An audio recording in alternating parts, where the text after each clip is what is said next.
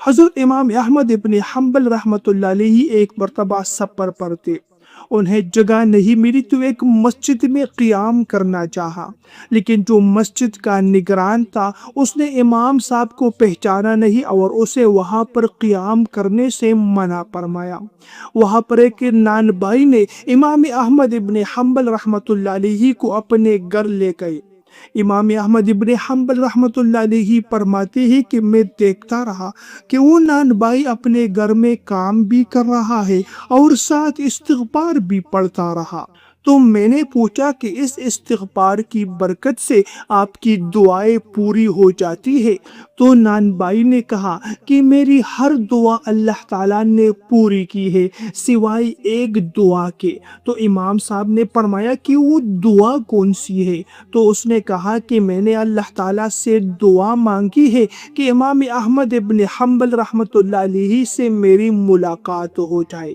امام احمد ابن حنبل رحمۃ اللہ علیہ رونے لگے اور اس نانبائی سے کہا کہ میں ہی امام احمد ہوں، اللہ تبارک و تعالیٰ مجھے کھینچ کر تمہارے گھر لے آئے ہیں۔ معزز بھائیوں اور دوستوں، اس واقعے سے سبق ملتا ہے کہ جو انسان استغفار پڑھتا رہتا ہے، اللہ تبارک و تعالیٰ اس کی ہر دعا کو اور ہر حاجت کو قبول فرماتے ہیں۔ آج کل ہر انسان پریشانی اور مشکلات میں مبتلا ہے۔ کوئی کہتا ہے کہ میرے پاس رزق کی کمی ہے، کوئی کہتا ہے کہ میرے پاس اپنا ذاتی گھر نہیں ہے، ذاتی مکان نہیں ہے۔ اگر آپ کی کوئی بھی دعا ہو، آپ کی کوئی بھی حاجت ہو، آپ لوگوں نے استغفار کو اپنی زندگی کا معمول بنا لینا ہے۔ کم از کم 100 مرتبہ صبح کے وقت اور 100 مرتبہ شام کے وقت آپ لوگ استغفار کو پڑھیے گا۔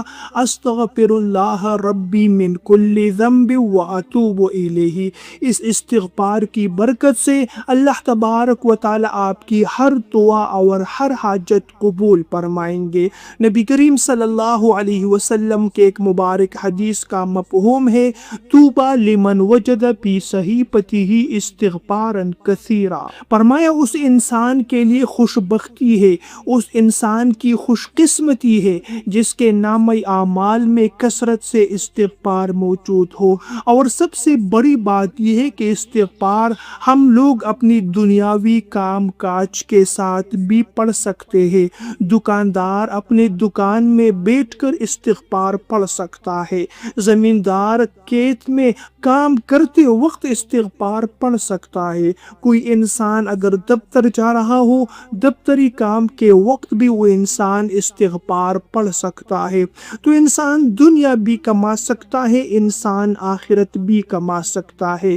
اللہ تبارک و تعالی ہمیں کثرت سے استغفار کے پڑھنے کی توفیق دے اور اس کی برکت سے اللہ تبارک و تعالی ہماری دعائیں اور ہمارے حاجات قبول فرمائے۔ پیارے بھائیوں اور دوستوں، ویڈیو پسند آئے تو لائک اور شیئر کرنا مت بھولیے گا۔